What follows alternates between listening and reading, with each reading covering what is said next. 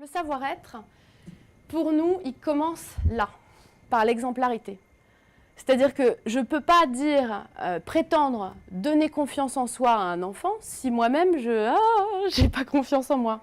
Je ne peux pas non plus dire, je vais apprendre aux enfants à gérer de manière constructive les conflits si je me frite en permanence et si je ne sais pas comment faire. Donc on a besoin, nous, d'être exemplaires. Cette exemplarité, comment on la trouve ? En formant les enseignants. Donc l'équipe enseignante suit des formations de développement personnel de manière à être bien, affirmée, à l'aise, à la fois découvrir toutes les qualités que chacun a, puis en même temps travailler la dimension d'ego qu'on appelle ici à l'école, les enfants l'ont nommé comme ça, ils parlent de leur crocodile. Donc vous verrez, ça c'est très utile. Le crocodile. Donc on travaille aussi sur nos crocodiles là-bas. Et donc c'est une formation qui est suivie à l'extérieur et que l'école finance pour que les enseignants puissent vraiment être le mieux possible dans les classes. Et ça c'est complètement innovant, c'est-à-dire que ce n'est pas fait dans d'autres écoles, en tout cas pour le moment en France.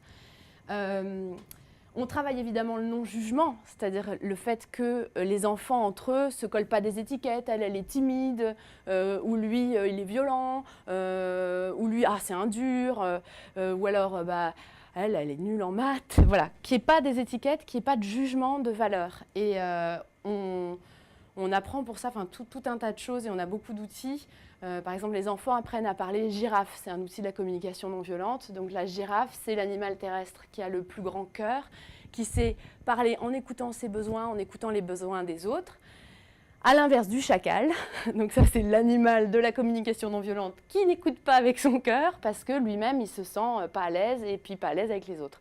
Et donc les enfants différencient bien quand c'est chacal, si tu continues je vais pas t'inviter à mon anniversaire, ou quand c'est, vous connaissez pas encore mais ça viendra,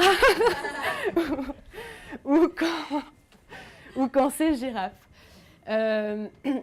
On travaille la valorisation beaucoup, et on met le regard sur le potentiel. Donc pour la valorisation, il y a des cahiers de réussite. Donc les enfants ont leur cahier de réussite, ils le remplissent dans les classes, ils célèbrent. Et l'équipe aussi a ce cahier de réussite très important et encourage les familles à avoir leur propre cahier de réussite de couple, de famille. Voilà, c'est un outil très important à Living School. And I think if I can just add for the English speakers in the room, we don't have a very good translation, I don't know if there will ever be one, of savoir-être. But for those of you who maybe aren't as familiar with the term, it's neither positive nor negative for us at school. It's really your way of being.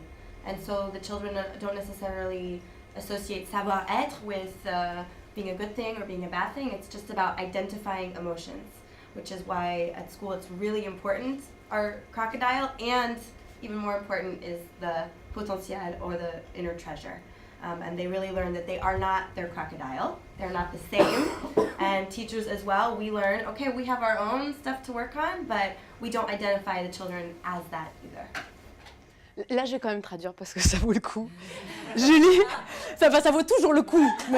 Mais là, les anglophones avaient un avantage.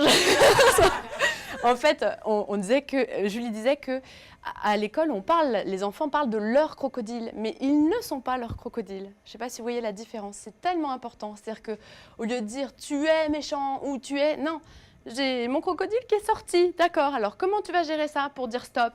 Ah, alors comment tu fais pour gérer? Je vais prendre des grandes respirations, super idée. Ou alors, là, je suis vraiment très énervée, je vais aller taper dans le punching ball. Eh ben écoute, go, va taper dans le punching ball. Ou alors, non, là, ça va, je vais taper dans le coussin de colère un peu, puis je reviens. Voilà, donc ils apprennent à gérer leurs émotions avec différents outils qu'on leur donne. Et c'est ce qu'on appelle le management de soi, et qui est évidemment valable pour nous-mêmes. Parce que quelquefois, imaginez-vous dans la classe, quelquefois, ça nous arrive aussi.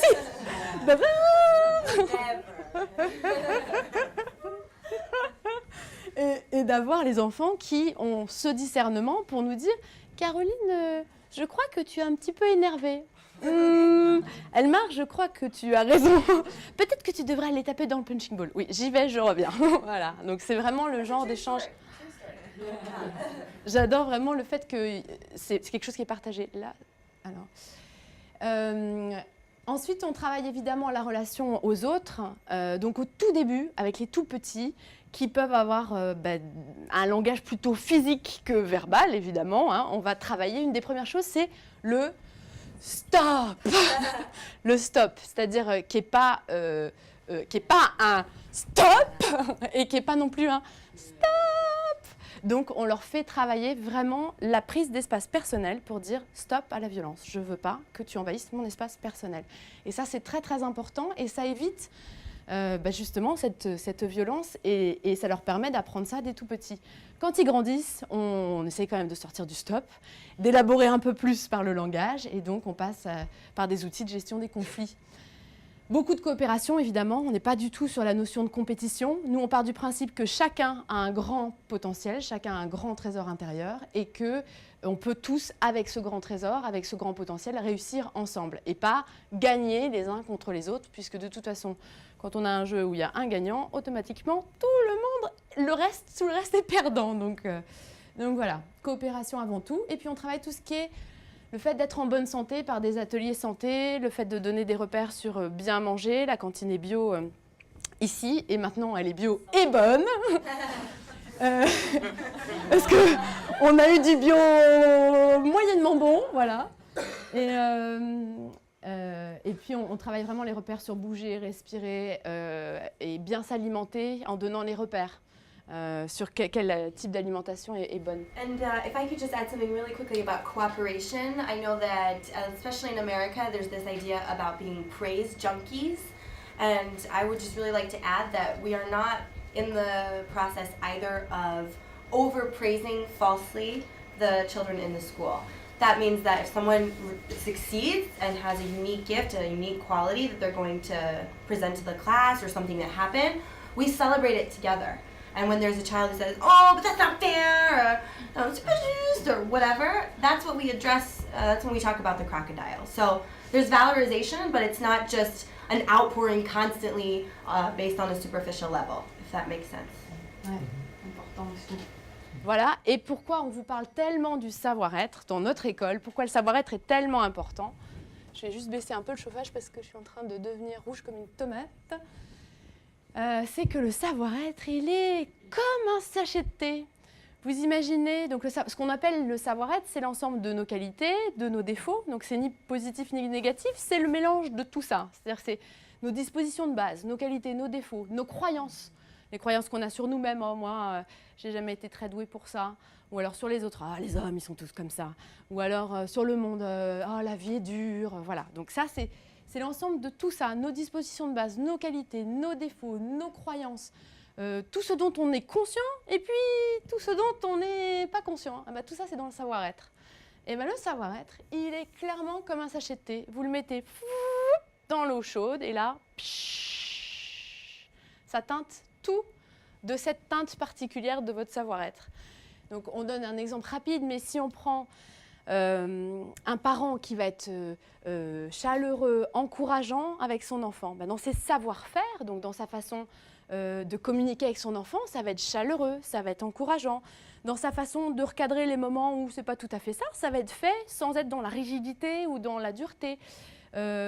Donc ça va vraiment teinter tout ça. Et ce qu'on va même retrouver chez l'enfant, parce que l'enfant il est tellement comme une éponge, surtout quand il est petit, c'est que généralement les qualités qui se sont exprimées là, elles vont se retrouver aussi chez l'enfant qui va les avoir intégrées.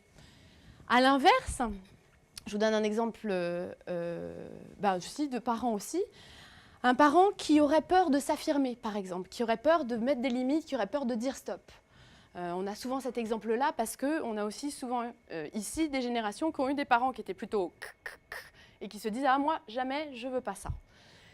Bon, donc, ce parent qui n'ose pas trop s'affirmer va être dans des négociations par rapport aux choses, va prendre plus de temps sur certaines choses.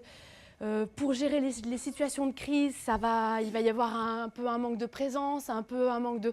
Voilà, donc tout ça, le savoir-être de départ, c'est comme la goutte d'eau qui fait... Et c'est comme le sachet de thé, ça va être teinté au niveau de tous les savoir-faire.